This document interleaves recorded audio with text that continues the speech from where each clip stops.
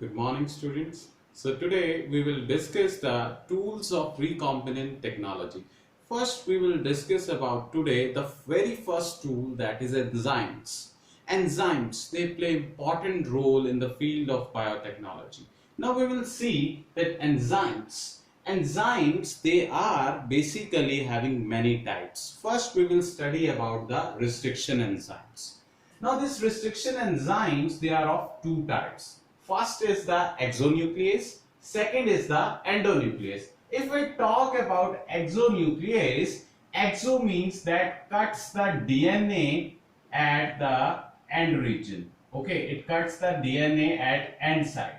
And if we talk about the endonuclease, this restriction enzyme cuts the DNA in the interior region, means that is basically the interior segment region of the DNA. Okay, now how the naming of the restriction enzymes have been done. Suppose we are having the Escherichia coli RI, that is RY13. Okay, now how we will give its naming? We will take the first letter of the genus. Let it be here is the E, because Escherichia we are having the first letter, that is E. And from the species we will take first two letters, that is CO.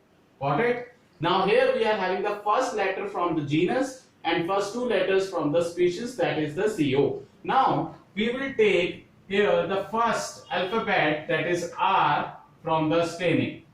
Okay, and now we will basically having 1, 3, we will take the first, that is the sequence 1, that is basically written in Roman.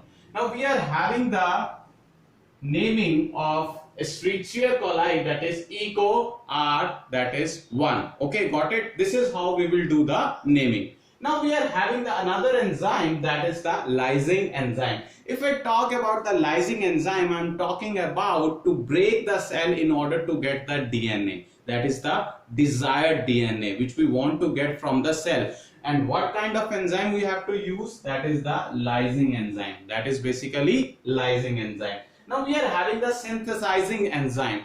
To synthesize, okay, we need the enzymes. Now how we will see? First we are having the reverse transcriptases. Reverse transcriptases, why they have been used? They are basically used to synthesize the complementary DNA basically on the RNA template. Suppose if I want to make a DNA segment from the RNA template, okay, then we are using the reverse transcriptase. Okay, next we are having the DNA polymerases. Why we are using DNA polymerases? DNA polymerases are used to make or to synthesize more DNA strands on the DNA templates. Now what is the major difference? Here we are making the DNA on RNA template, but here on DNA polymerases we are making DNA strands same on the DNA templates. Here joining enzymes, these are used to join the cut ends of the DNA. It is very easy to explain. Suppose we are having an enzyme, or we can say the DNA segment A and another B, and if we have to join them, then we can use the joining enzyme. And the best example is the ligase enzyme. Okay, we are having an enzyme for joining, that is the ligase enzyme. Got it? Now we are having the alkaline phosphatases. Alkaline phosphatases, they play important role, and what they are doing, let's see. These cut the phosphate group from the fifth end.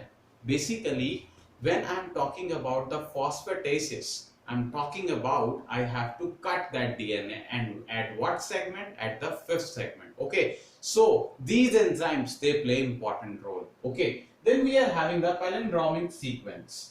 These DNA sequence that are same, and moreover when each strand is read on each side. For example, I will show you. Here we are having G, and complementary to G is basically the C. And here if we are having A, the complementary to A is T. Here same, A is there, complementary is T. Here if T is there, then the complementary of T will be A. It will be opposite.